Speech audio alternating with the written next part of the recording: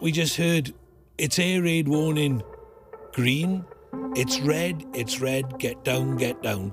So I got down into a crouch. I was just about to lay on the floor, and then the bomb came through the side.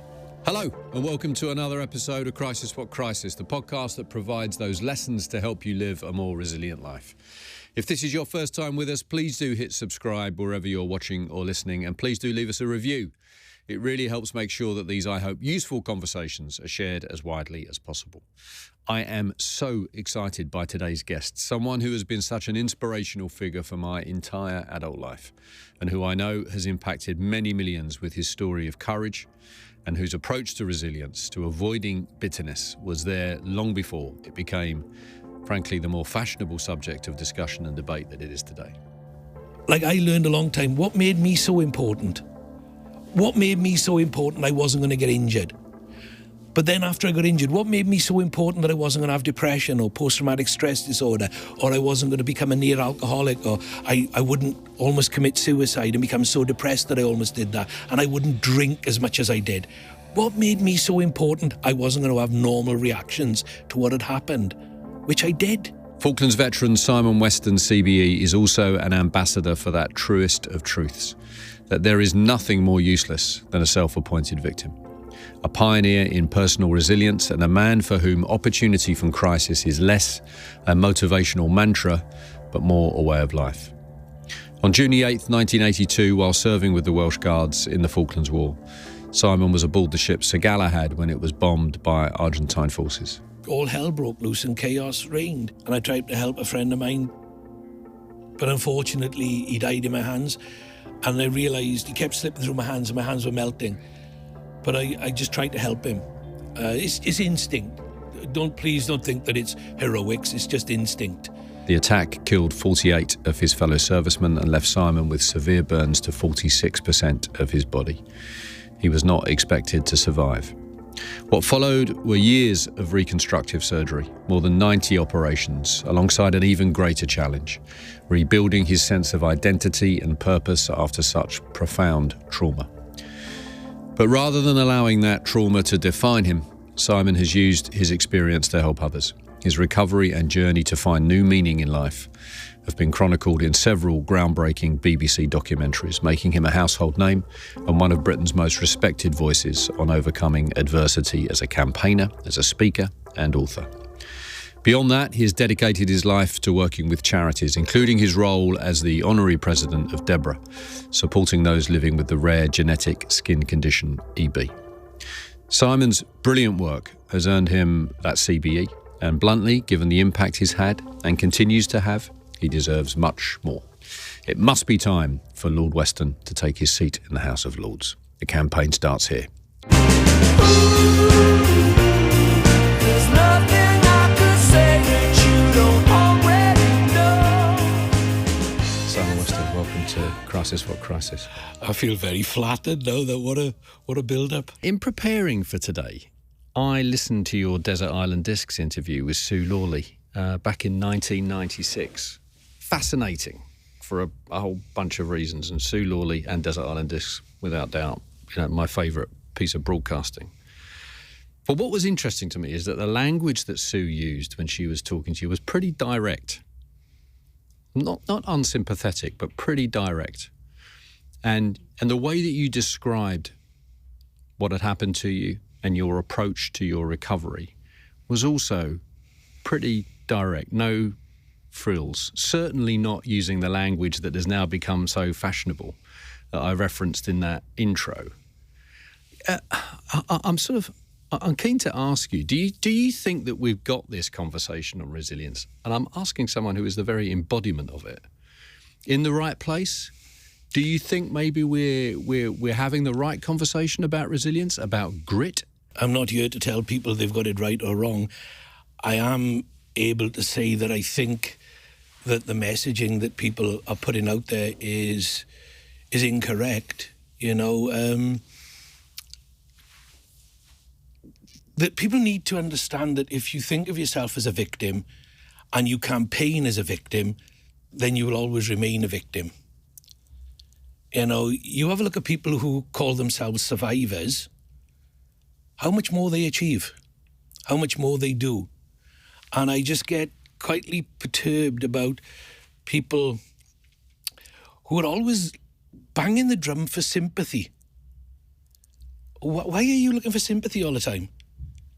Is it not better that you go out there and seek respect and have people look at what you do and like, or revere even for some people? And I've seen people that I revere and I think, wow, look at what they've done. Incredible, despite what's happened to them. And as you said in the intro, I never wanted to be defined by what happened to me. I wanted to be defined by what I did about it. And I continue to do that. I was asked recently, what is the one thing that I'm most proud of? And there isn't one thing that I'm most proud of. I mean, maybe I'll reflect on my life later on when I finally decide to hang up my travelling shoes. And I'll look and see what it is. But at this moment in time, I just think that you've got to keep moving on and trying to change yourself and change things. But I just think that people are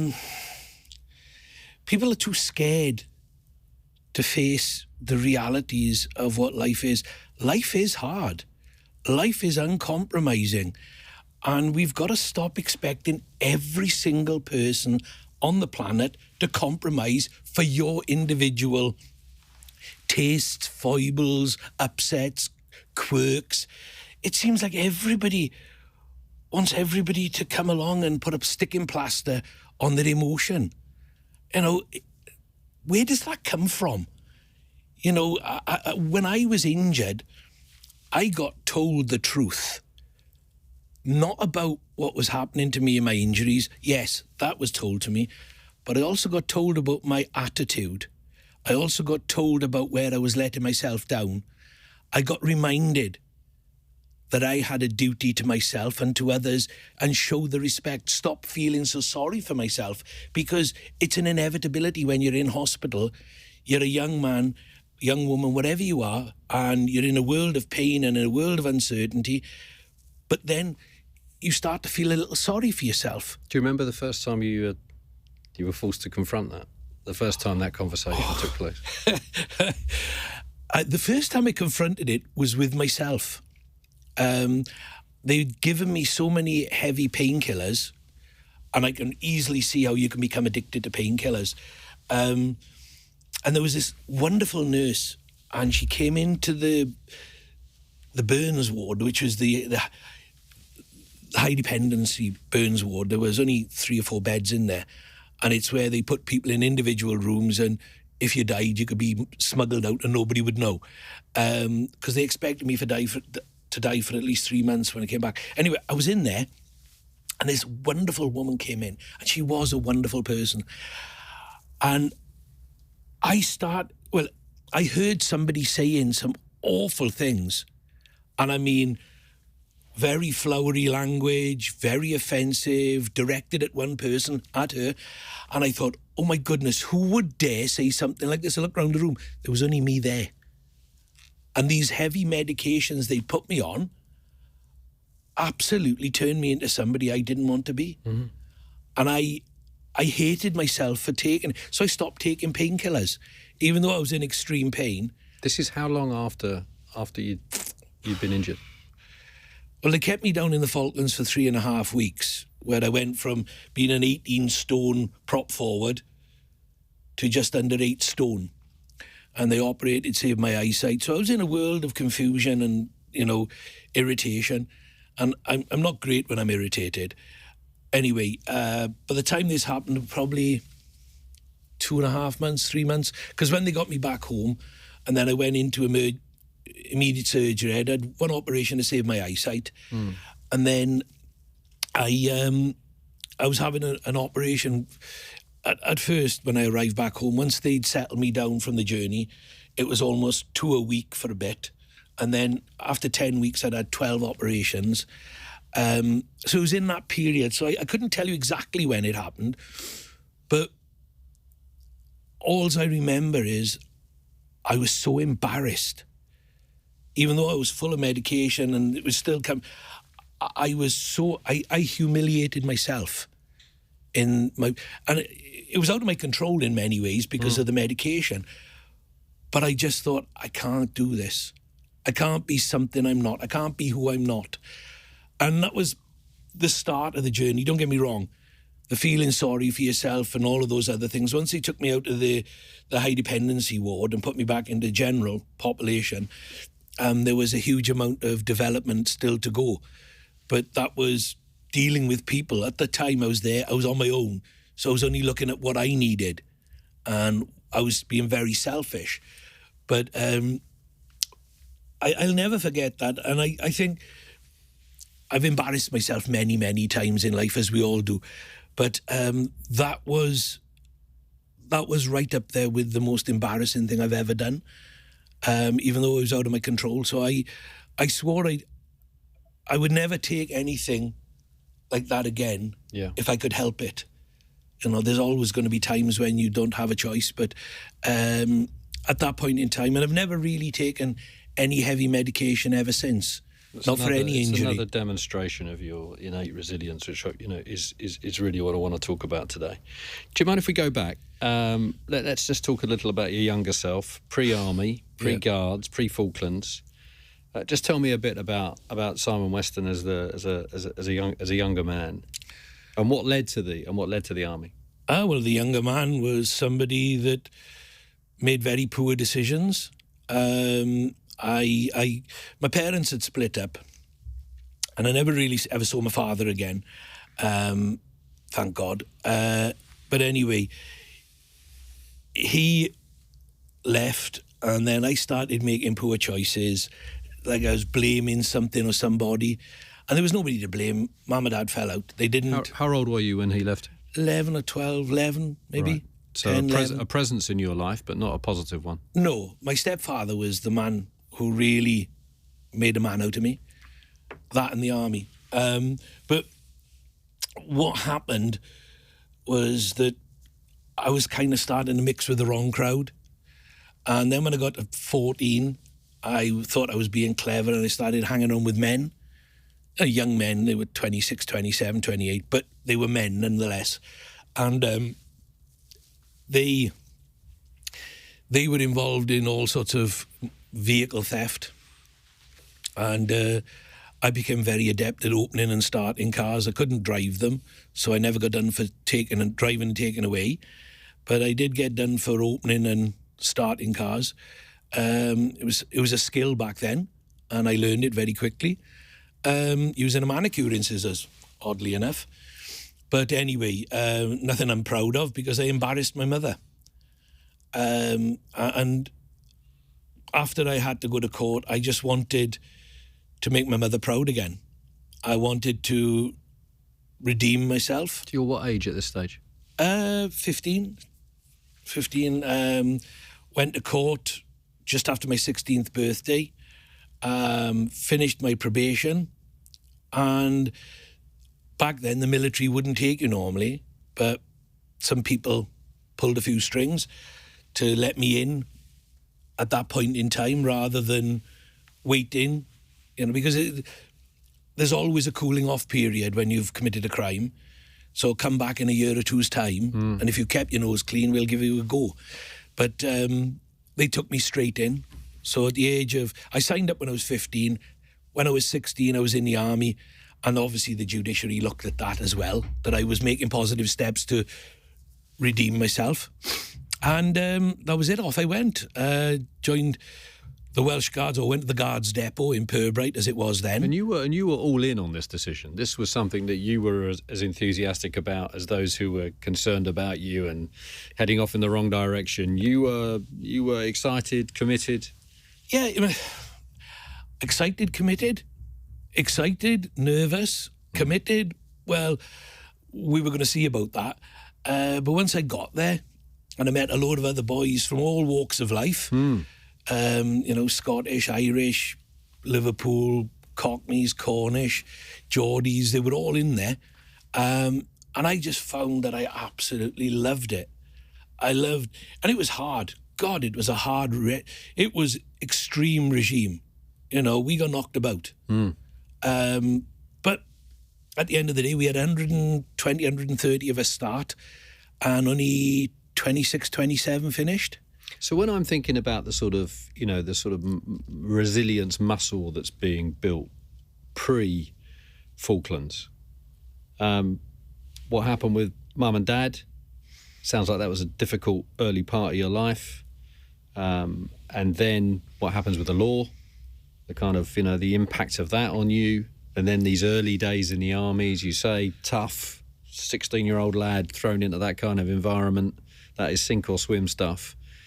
When you think about the resilience post-Falklands that you've demonstrated, do you sort of look back on those early years and think, actually, it's not just about what happened to me and my ability to react to it in a certain way, but actually I had a little bit of resilience training. There are always redemptive moments in everybody's life, if you're willing to look for them and see them. And I had lots of signposts along the way. Recently, I've taken to telling people that whatever happens in my life, the right people come into my life at the right time. And I don't know why that happens, but the right people come into my life. And it's whether it's my personality, whether people, see something they can try and extort out of me. I don't know what it is, but anyway, the right people come into my life at the right time. You say that because occasionally you've been let down. Oh, heck yeah, but everybody has. Anybody in the public eye has been let down at different times and has been misled by different people. That would be foolish to say it's never happened to, and lots of people have had it. But you keep the door open. But if you close the door, you close the door to opportunity. And it's one of the skills of life is to identify opportunity. What you do with that opportunity once you've identified it, that becomes a more difficult task again. Because, we're not always qualified or capable of being able to exploit that opportunity for the right purposes. So, there's lots of things to learn. But I was, when I joined the Guards Depot, I was surrounded by a lot of guys. And I didn't realise that I was joining the army with a guy who was later on going to play a part in saving my life. A guy called Jimmy Salmon. James Osborne Salmon from West Wales, from a beautiful little village called St David's. And he was to play a part in saving my life. So I'd known Jimmy from the age of 15, 16. And then at just short of my 21st birthday, he was 21 by then, he played a big part in saving my life. I want to hear how and why. When you get the word that you're off to the Falklands, how long had you been in the army by that stage? 16 through to 21, 5 years. Right. So how did you feel when that sort of message came through and you were on your way? Well, I'd been to Northern Ireland, so being in a deadly situation wasn't new to any of us who had been to Northern Ireland. But the conflict was going to be totally different. This was going to be all-out war. Even though it was never declared war, it was called a conflict, but never a war. That's right. So it has different rules. There are different connotations. It's stupid how words alter how people kill each other. It's like, Mr. Putin calls it a special operation. So it's not a war, but it is to those people on the front line. Yes, it's the biggest war they'll be involved in, as the Falklands was for me. But I got to be honest, when we were going down on the QE2, they would have put the Paras and Marines on the QE2, but they didn't think they could rough that. For people who know what the QE2 stood for, it was absolute luxury. I'd never been on a cruise ship before in my life. So we were going to war. It was like completely didn't set the right tone. It really didn't. Yeah. Your memories of those days before the attack, are they still pretty vivid in your mind? Yeah, I remember the laughter, the skullduggery. They were soldiers and they were young men. And like I said, a lot of them weren't from what people might call the right side of the tracks. So if it was put down, it would be picked up. And it might not be with the same person who put it down. Yeah. They were buggers of boys. But if you're going to go to war, you want people like that. You don't want people who are risk adverse. You have to have people who've got that about them. And everybody needs to have that element of not being scared to find danger. Yeah. So when we went, it was a lot of hilarity, a lot of fun. We went down to the Falklands, and I shared a room with two guys, Jim Weaver and Gary Williams, and Jim died, and he was one tough character, Jim. And Gary Williams, he came back uninjured, and then went to Otterburn, rolled a Land Rover and broke his neck. Oh, goodness. So, it was like our room was destined to have all of these things happen. And out of all of the things that have happened, I probably feel like I'm the lucky one. Simon, can you take us back? I know this is a story that you've told many times, obviously. June 8th, 1982, the attack on the Sir Galahad. What do you remember about that day? I remember everything. All still vivid. Yeah, it's odd. I went back on the new Galahad, and I don't remember, and I didn't remember. I went back with Jimmy and a guy called Mark Pemberton, who was my corporal, who was a good friend, and they remembered more about the whole sort of the whole roadway that we were on. They remembered where everything was and how it had altered, because it was a new ship, not the old one.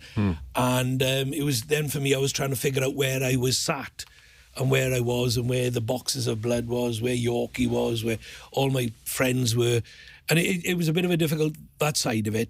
But I remember the incident, and I remember my reactions, and I remember the explosions. I don't remember the sound. Right. And they say you never hear the sound, the shot that kills you. And in my case, if I had died, I wouldn't have heard it. Because I can tell I didn't. No, I don't know how deaf I was. There's no soundtrack in your head to it. No, there is a soundtrack, but not of the bomb or mechanics. It's more of people. Yeah. And that's a sound I never want to hear again. Yeah. So tell us, please, Simon, if you don't mind, what happened. We were put on board HMS Fearless because they didn't provide us with any vehicles to take our mortar equipment forward. They did for everybody else, but not for the Welsh Guards. So the little tractor that we were given kept getting bogged down in the mud.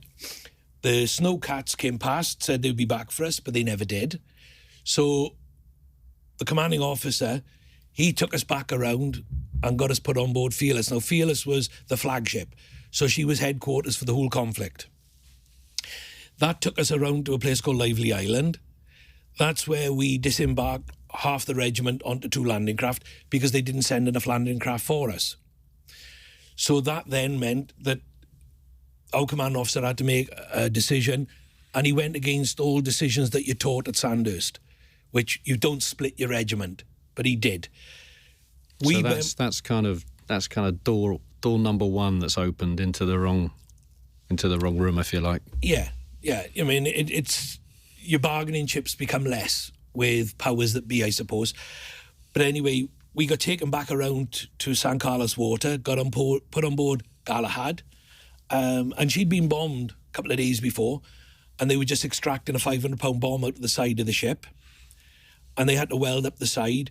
So we got on, and then they decided to put loads of other regiments on with us, or people from different regiments, field ambulance crew, 9th Squadron para-engineer. There was all sorts of different people being loaded up with what was left of the Welsh Guards. So we had about 500 people on board, which was more than should have been there. And then we set sail late. So we set sail after midnight. So we didn't get around till just as dawn was breaking. And when we arrived, there was nobody waiting for us. And we didn't go to Bluff Cove. Bluff Cove is where the Marines say we went. But, always question what you read in history, because history's not always made by those people that live it. It's nearly always it's always made by those people who write about it. journalists and Royal Marines, which baffled the hell out of us because none of us knew Royal Marines could write. You know, and if there are any Marines listening, I've got a feeling that's a joke you've told a few times. So. I tell you, and I'll speak slower if they're having trouble keeping up. But anyway, we were there, and there was no landing craft for us. And then they sent a Mexi float, which is like a big pontoon, which was covered in ammunition. They sent a landing craft called Foxtrot 4, which again was filled with ammunition, and both of those got hit during the attack. And they've not found nuts or bolts of those. You know, if they'd have put us all on those, 500 people would be dead. Tell us, as I say, what happened on the day? What happened on the day? Well, we arrived, and it was a beautiful sunny day, much like the day we've got today, bit windy, a couple of little puffy clouds, but it was cold. But it was a beautiful sunshine, the best day of the conflict. And what we know from good, clear, cold days is you can see for miles more than you can on a lovely warm day. We were quite happy because the sun was shining. They opened the top deck, so the sun came down into us, but there was no wind in there. So, you know, everybody was enjoying taking their jackets off and drying out a bit. And then everybody was having hot tea, fresh bread, because the kitchens were working. So everybody was, you know, in good spirits. You know, everybody was doing a bit of bartering and swapping things, kit and whatever else was going on. And playing cards and, in my case, poker dice, which I won. But then again, they were my poker dice, so I was bound to win. But yeah, that's what was going on. We were all ready and prepared to get off, but we just had to kill time. So everybody was in good spirits, and then we got told to load our Bergens, our large packs, onto a pallet. It was going to get winched out because they'd opened the top deck because they had cranes up there, and that's how they got heavy equipment if they couldn't drive it off the tailgate. They used to lift it onto the shore. Well, they were going to drop the vehicles onto other vehicles, or they were taking these pallets this time and putting them onto other vehicles. Anyway, I was one of the last to put my Bergen on, and I was just going to run up to my mate and drag him off these boxes of blood. And then we just heard, it's air raid warning green, it's red, get down, get down. So I got down into a crouch. I was just about to lay on the floor, and then the bomb came through the side. And I saw the bomb come through, and it crashed through where some of my friends were and sleeping and whatever on the boxes of blood. And then it crashed through where I left my kit and where my friends were playing cards. And if I'd have stayed there playing cards and poker dice, I'd have died. And it crashed in, and the bomb ignited all the fuel in the engine room, which blew out over us, created a huge fireball, which then went right to the back of the ship and then came barrowing down again. So we got hit twice, because I was right opposite where the bomb hit. And then it went into the open tank deck area and went out. So I was able to go out. And then, all hell broke loose and chaos reigned. And I tried to help a friend of mine, but unfortunately he died in my hands. And I realised he kept slipping through my hands and my hands were melting. But I just tried to help him. It's instinct. Please don't think that it's heroics. It's just instinct. And I realised that he had died, and I got a small waft of air for a second, and I realised that was where the fresh air was. So I ran out of the fire, and there was bodies lying everywhere. Not dead, just they'd done the sensible thing and laid down. And then I ran across a couple of bodies, and people weren't so pleasant about my name. You know, questioned my mother's fidelity and my parentage. That was the language they were using. It was very industrial. And Jimmy Salmon was there, and he helped me out of the fire. He helped me up the stairs. He got me up. He got me injected. He made sure I was safe. He made sure I got into the helicopter. Jimmy played a huge part in saving my life. Other people could have, but it was Jimmy. And Carlos Cachon led the attack over. He had his own issues getting across to us.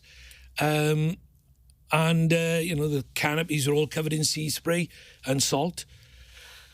They were flying 10, 15 metres off the water, so they couldn't be picked up by radar. They opened up on 2 aircraft on the west side of East Falkland. They only got 2 rounds off. Their cannons were jammed because of the salt. They flew around the island, so they couldn't defend themselves in a dogfight. They flew around the island looking for us, couldn't find us. Young officer broke formation at the back, popped up, looked over the hill, and he broke against Carlos's orders. Anyway, he said, there they are. This, as I understand it, this was their last run. I mean, they didn't have the fuel to stick around for very much longer. Yeah. And Carlos said, pick your target, I'm taking this one. And he picked the Galahad. So the other 3 hit Foxtrot 4, hit the Sir Tristram, and hit the Mexi float. But yeah, I asked Carlos last year or the year before, I asked him, when I was down in Argentina, in Buenos Aires, we were in the Air Force barracks, which is absolutely in total disrepair now. But we went into their museum, and they have a memorial room for all the guys that were killed. And just a curious question, I said to him, how long before you decided to turn back? Because you obviously had to refuel getting there. You were limited fuel when you got there. So how long before you made the decision or you were going to turn back? He said about 20 seconds. 20 seconds. So the difference between me sitting here talking to you now and you never having heard my name was 20 seconds. Yeah. So I definitely want to talk about Carlos more and when you first met, and I know that you've met, as you just explained, since. At what point did you have any sense at all of the extent of your injuries? Oh, not really till I got back home. I kind of didn't pay much attention to how badly injured I was. I just accepted that I was injured. Just accepted it. And I accepted the fact that so many of my friends had died. I knew Yorkie had died because I asked for him when I was first brought around, because they knocked me out when I was going into shock. And then when I came round again, I was blind. The trauma to my head was so great. This is once you're off the ship, or this is whilst before you're airlifted? In the red and green life machine, and I was being questioned by an officer, but I couldn't see anything. And I just asked, who's off? I said, have you done the Orbat? Do you know who's off? Is Yorkie Walker off? Andrew Walker? And they said, we can't see his name on the survivor list. And I just went, he's dead. I knew he had died because of where he was. But there's always the chance. There's always the chance that somebody could survive. He was my best mate on board. And that was hard to bear at the time. But then they took me to the hospital ship. And like I say, as I said earlier on, it took a while for them to help me regain my eyesight. But once they were taking me off the helicopter, trying to get me through a doorway on a big old army stretcher.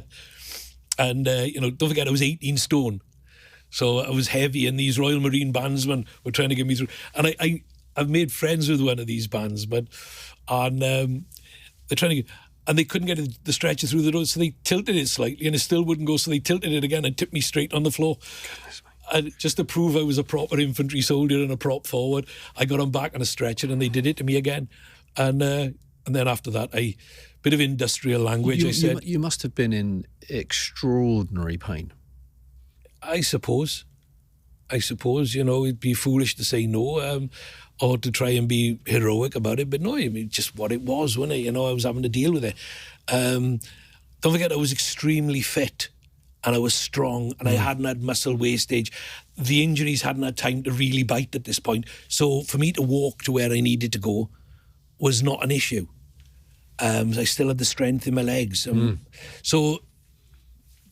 But I couldn't see where I was going was the problem. So they had to lead me, catch me by my forearms, because that was the only part they could actually hold that wasn't burnt. So they took me to where I had to go then. So you're dealing with the immediate impact of the physical impact of your injuries, the psychological piece, I suppose, it's not till much later that you begin to get an appreciation for exactly what's happened to you, but you're also dealing with the immediate shock of grief. Yeah. And the immediate just physical shock of being in an extraordinary, terrifying, traumatic attack. You know, I mean, that's a hell of a lot to have loaded on. I mean, when you think about the sort of internal commentary, hard perhaps from this distance now, that was in your mind. We talk a lot about this with people who've been through different traumas. Breaking it down into just what's immediately in front of you. Is that what you were doing at that stage? Just literally, you talk about walking there, still able to walk, you know, there's a thing, one step at a time. There's a thing in the military is head down, arse up, you know. Get your head down and get on with it. Drive on. Whatever you're going to do, get on with it. I couldn't change what had happened to my friends. So I had to become very selfish and focus on my own survival. Instantly. Pretty much. If you're fortunate enough to go into that instinctive mode, then yes, it was quite instinctive. But I'm now going to make myself sound very weird now. I'm not a deeply religious man. My father and grandfather died within 5 days of each other, two great men. So that, whatever religion and all, went out the walk with me. But I was lying on the hospital bed and I was just regaining my eyesight. And I'd been fitted with a catheter. They had a cut down in my ankle because if my veins went into renal failure and my veins collapsed and everything. So I'm lying there and I'm thinking, do I really want to carry on with this? And then all of a sudden this shadow appeared at the end of my bed. And he was a big man. And he had like a zoot suit on. I couldn't see his face or his features, but he had like a big zoot suit on.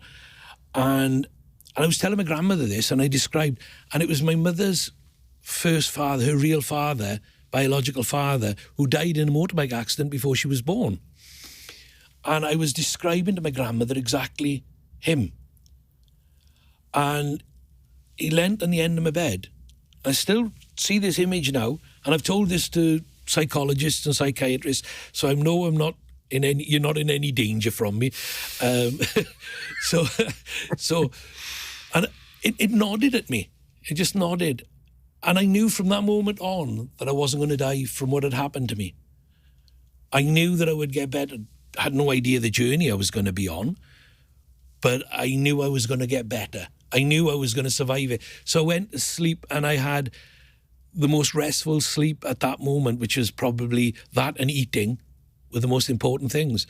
Extraordinary. And I wasn't eating at the time, so, you know, the weight loss and not eating and everything else all compounded on itself, the body fighting to keep me alive. But they gave me this red gloop, like a bottle. It's only a small pop bottle. These are like little ones you can buy in a shop. And it was filled with this red liquid. And I was to find out later on, it was like several thousand calories in this gloop. And I loved it then. I tried it since. Oh my God, disgusting. Your mum came to visit you in hospital, but she didn't realise just how injured you were. In fact, she'd been told that your injuries were nowhere near as severe as they actually were. She had people come into the door telling her I'd only had 3%, 10%, 15%. She had no idea I was as badly injured as I was. And it was when I was coming back through Bryce Norton, and we went to RAF Lynham where there was a hospital. And she was there with my grandmother because she'd been told to get on the bus, get off the bus, get on the bus, get off the bus, which means she was told to come to the airport, go home, come. Because what happened was the aircraft I was on, it crashed in Montevideo in Uruguay. So they had to get a replacement aircraft. The engine exploded and fell all over the runway just as we were about to take off. My goodness. So, you know, thank God it did. Because if once we were up, it was an even bigger problem if we'd have been up. But anyway, Mum and Gran were there. And my mother said to my grandmother, she said, "Oh, Mum, look at this poor boy." And that's when I cried out, "Hey, Mum, it's me. At least I'm alive." And that was when her legs went from under her.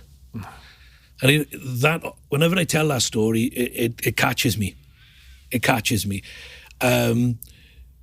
Because, and without a doubt, as you get older, you get more emotional. But I've got my own children and my own grandchildren, and you don't know the love that my mother had until you have your own. And they had to take it away because her legs went from under her. But I was in that mode of still being selfish and self-preservation, waiting for people to do things for me, to take care of me, to tell me what was happening. But that was tough. That was tough. And which makes her attitude towards your recovery that you described earlier all the more remarkable as well. Mum was a nurse. She was a nurse. She was a trained psychiatric nurse. Right. Then she went to become a general nurse, which is a strange way of going around it. But she did the psychiatric, then she did the general. And the problem with all that is she knew a lot, but sometimes knowing too much, you know, and that's the problem, because she knew she couldn't do anything to help me apart from be there. But she was great, my mother. She is great. She's still with us. And I love her dearly. You know, You credit your friend earlier as being someone who saved your life. You feel the same way about your mum? Without a doubt. Yeah. She played a part in shaping my life. Carlos saved my sanity. My mother saved my life after Jimmy saved it in the immediate first aid sense. Mum, without Mum, I would be nothing. And then I was lucky enough to meet my wife after it all, you know, so it kind of, like I say, the right people come into your life at the right time, and without Lucy, I would be nothing. We're still together 38 years on. We're 35 years married this year, 38 years in total, 3 years courtship. And we've got 3 children, 3.5 grandchildren. And the advice for others is just keep that window open, right? Just keep your eyes and your ears open for those moments, those people. Don't be embarrassed by having self-pity. See, so many people go, oh, you know, pick yourself up by your bootstraps. If they could do that, they would do it. You know, snap out of it. If they could snap out of it, they would snap out of it. Nobody wants to be in a mental disrepair. But the reality is, sometimes it just takes longer for others. But they have a genuine reason. If you've been badly injured or you've had terrible traumatic experiences. But hearing somebody's hurty words, uncomfortable it might be, but seriously, get over yourself. Yeah. You know, don't take on the royal, I'm offended on everybody else's behalf. Don't take on, oh my goodness, I read about this and it sounded like me. You know, I hate people saying snap out of it, but sometimes get over yourself. Like I learned a long time, what made me so important? What made me so important I wasn't going to get injured? But then after I got injured, what made me so important that I wasn't going to have depression or post-traumatic stress disorder, or I wasn't going to become a near alcoholic, or I wouldn't almost commit suicide and become so depressed that I almost did that, and I wouldn't drink as much as I did? What made me so important I wasn't going to have normal reactions to what had happened, which I did. I did. And, you know, and I'm not embarrassed to say these things. It's just what happened. And it was in part my weakness to do these things, but in part my strength to overcome them in the end. Yes. Can we talk about the PTSD some? Because I know it took a stronghold for a long period of time. How did it manifest itself? It's really weird. You know, people thought that I was fine because I was in the public eye. I was on TV and everybody saw this guy surviving and doing incredibly well. And inside I was absolutely crumbling. It was like the walls of Jericho. Somebody had blown the bugle and my walls just came tumbling down. And this was every day and every night, and every day it got harder and harder. But everybody has a trigger with PTSD, and PTSD is an umbrella term. And we all sort of suffer from different strands or half strands of it as it all comes down from the umbrella. That's the way I kind of like to describe it. But what was my reoccurring drag me back to the day that I wouldn't wish on anybody was at 2 or 3 o'clock in the morning, I'd have this black jet, this Skyhawk jet, fly over, tear over the top of me with this black hooded figure with flaming red demonic eyes. And every night I was getting burnt and I was rolling around the bedroom floor and there's nothing my wife could do about it. And How she tolerated it, I'll never know. And this is how long after? Probably 6 years. So for 3-4 years, Lucy had to deal with it. And then Carlos said he would meet me. Carlos is the pilot of the plane, just to make clear, he's the pilot of the plane who... Carlos Cachon. That dropped the bomb. He was Captain Carlos Cachon, and or squadron leader or whatever he was at the time. But anyway, he was their top gun. He was their best pilot. I'm very proud to say. I mean, otherwise I got bombed by a lesser man. But anyway, Carlos, he agreed to meet me. A guy called Malcolm Brinkworth, who made all my documentaries. Great guy, Malcolm. And Malcolm contacted him and explained to him my mental anguish and my problems. And he said, would you meet Simon? And Carlos said in a heartbeat, he said, of course I'll meet him. But he qualified it as well. He said, and I'll tell you the reason why. He said, because I played a part in his problems, hopefully I can play a part in his solution. And that's real, genuine moral courage. Astonishing. And Carlos, if you ever met him, in physical stature, he's quite a small man. In personality and in courage and in moral fibre, he's a giant. Did you have doubts about meeting him? Of course, yes. Oh, God, that was one of the hardest times of my life. Still a lot of anger, I imagine. Not so much anger, it's just I didn't know how I would react. You know, I'm like a lot of other young men at the time, you know, I still had the potential to be quite reactionary. Mm-hmm. And I didn't know whether I'd like him, whether he would be arrogant, whether he'd be afraid, whether I would punch him in the mouth. I had no idea. But, you know, he took the game away from me. He came across the room, caught me by my upper arms, and he kissed me on both cheeks. So you had these two things going on at the same time. You were properly leaning into your story. The documentaries are sort of groundbreaking stuff, the access that you gave people. I mean, they're still available now. Watch them if you haven't, because they're astonishing television.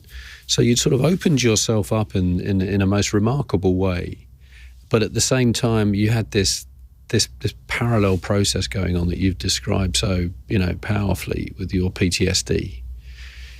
I mean, as you now reflect on it, is it the opening up that saved you? I mean, was that is there anything about the sort of process that you took or the approach that you took that you think actually that probably didn't help at the time?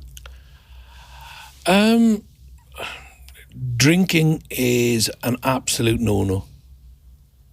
Anybody who tries to hide in a bottle, you're kidding yourself, because you'll never beat alcohol. Alcohol will always win, and I have no doubt at all it's the same with any other substance. Not that I ever went to anything like that, but I drank too much, which yes numbed the pain, but it didn't help me to deal with anything.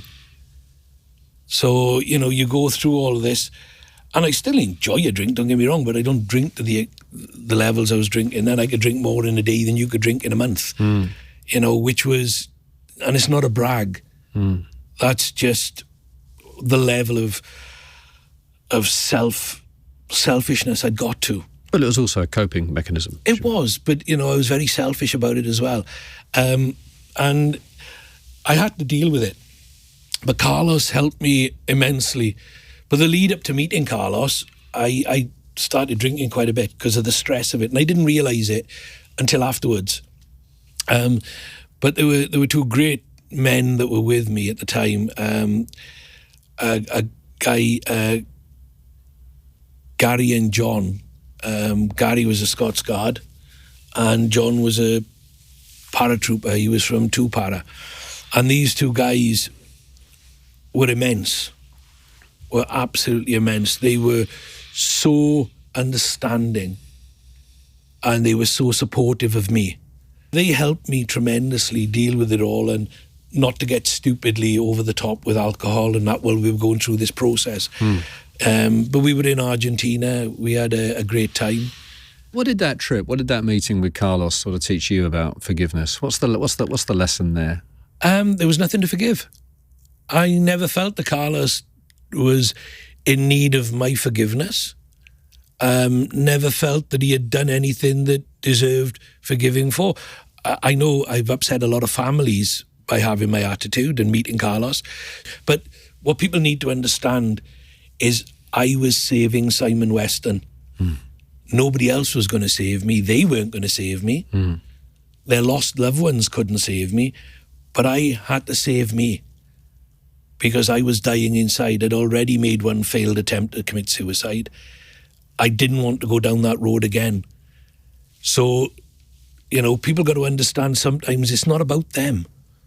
And I'd done so much. I was doing so much for other people, and I was forgetting about me. I had a second shot at it, at life. And that's what I really needed to focus on. That I had a second shot at life. Life is so worth living, no matter what's going on with all the idiots that are in charge, all the complete and utter balloons that are in charge around the world.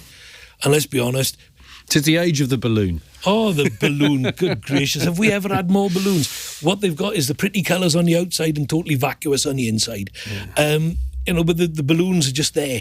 But, you know, people have got to try and find the positives. People who are in a real depression or having struggles with life, and I'm not on about the ones who are having the hurty word conversation with themselves. Oh, somebody said something. Oh, the stress. Oh, bless you. What I'm on about is you can't stand yourself. What people got to do is just learn to like themselves. Not love themselves, not fawn all over each other, you know, but look in the mirror and say, yeah, your contribution to life has been worthwhile. Look what you've done. Look at the difference you've made. And if you haven't made a difference, there's time. You still have time to make a difference, whoever you make a difference for, as long as it's a positive contribution. This is what I had to tell myself when they discharged me from the army.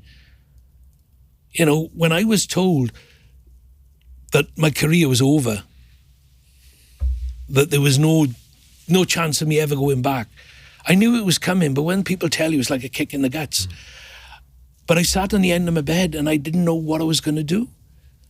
I had no idea. All I knew was that as long as I made a positive contribution to life, and I didn't know what that was going to be, by the way. I had no plan. I've never really had a plan.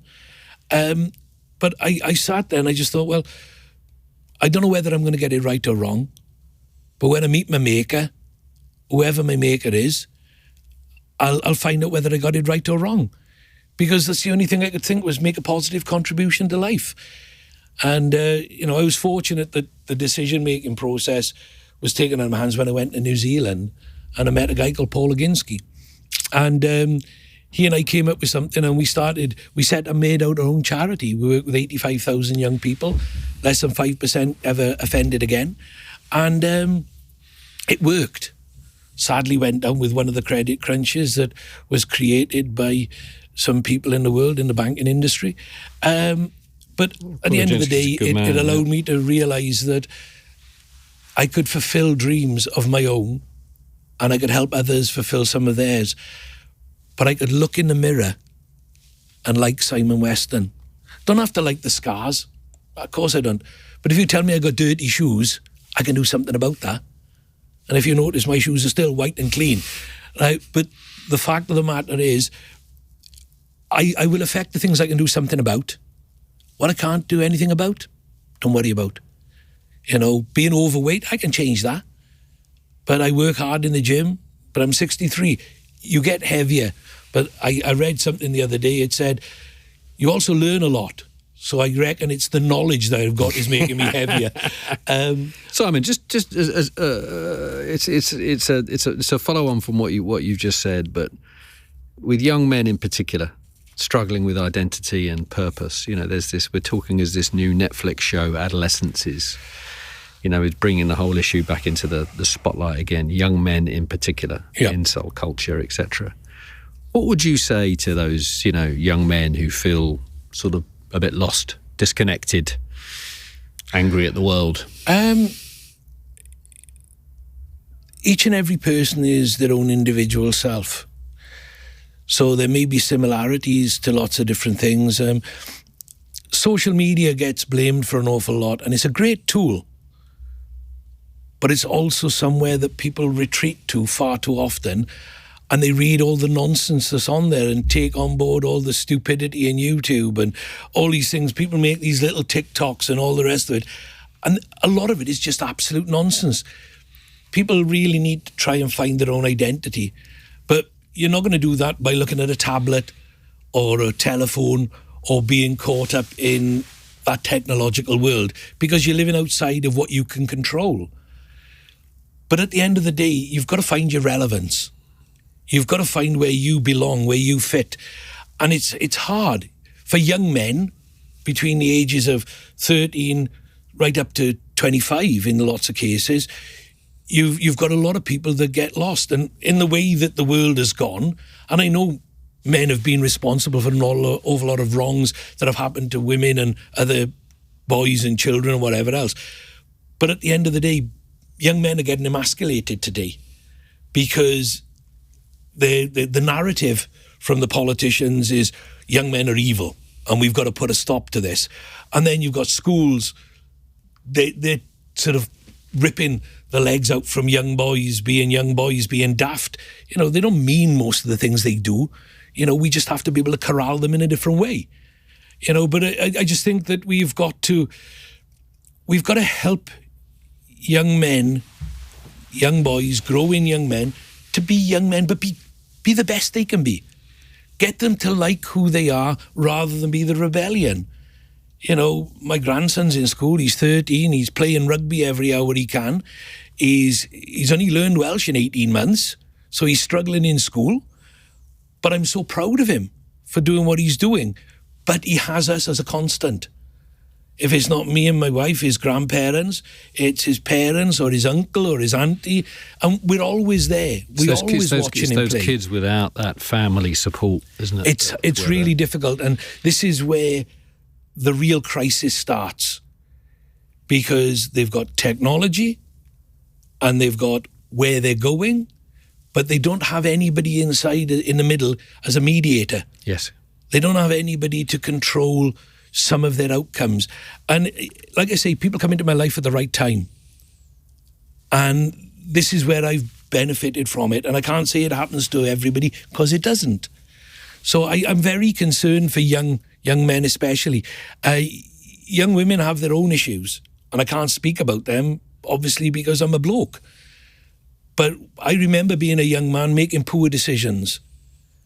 And I remember my mother intervening. I remember her dragging me down to the recruiting office by the scruff of my neck, and I doing that one-legged walk through the door. I remember doing that. And I remember passing my army test. And I remember my mother being so proud. So all of a sudden, instantly, it made my mother proud. And that's a wonderful feeling. And it's a feeling that I've always enjoyed. And whoever I do, whatever I do for, if they're happy or proud of whatever I've done, it gives me great joy. And I've just done a thing in a book for a chap, and it is about searching for the joy in life, not always wanting to be continuously happy. Because to be continuously happy, you know, is a fallacy. It's an impossibility. But look for the joy, the joyous moments. You know, when your granddaughter smiles at you for the first time, or says your grandparent name for the first time. Those little moments of excitement, and it's like a little spike on the top of the hill, you know, and that's what I look for. I don't look for continual happiness, because that's just a fallacy.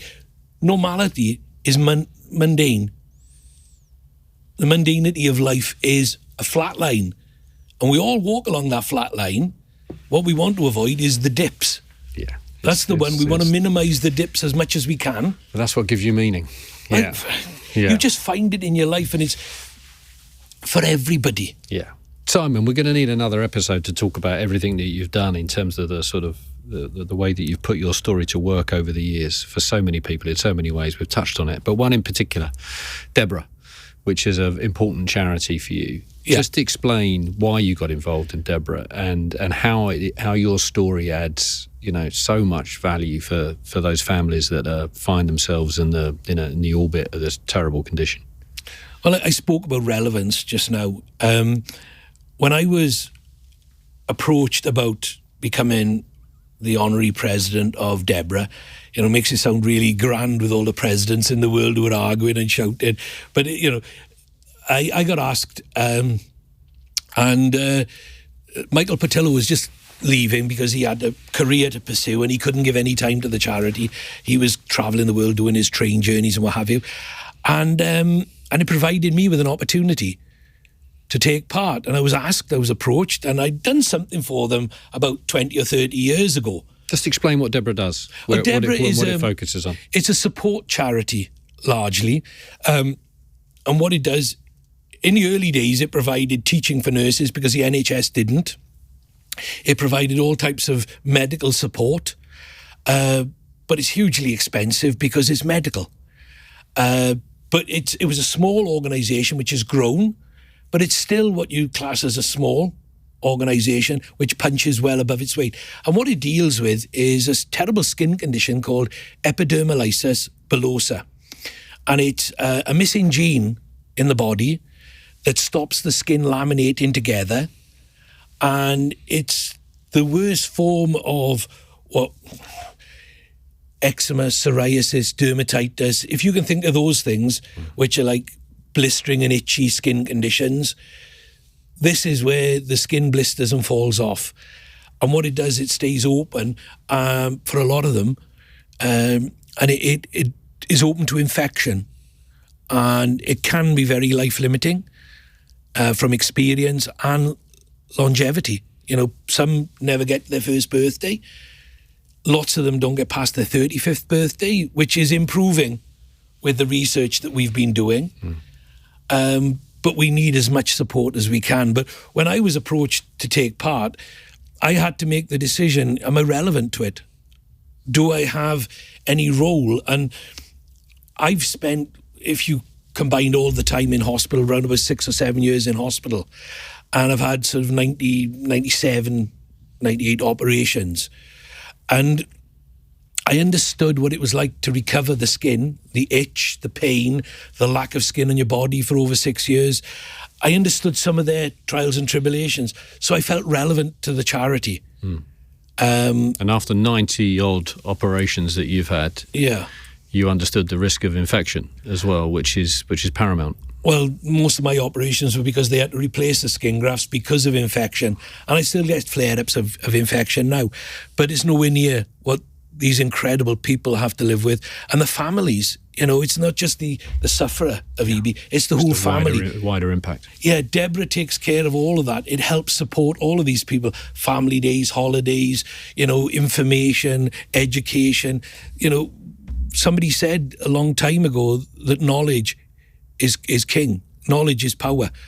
And the more knowledge we have, the more we're able to help people to understand what their family are going through. And I'm so proud. I've got to know a young family in South Wales who've got a little boy, and he's almost 2. And I was there, I know about 6-7 months ago, when the family raised a phenomenal sum of money for this little boy. How the family have dealt with it. But this little boy's got the worst form of EB. And he's the smilingest, happiest little boy. And it breaks your heart. But when you see the whole family rally to him, you kind of just fall in love with the whole thing, the whole people. And they've done everything, and they will continue to do everything as long as they possibly can. And they were devoid of real information until Deborah came along.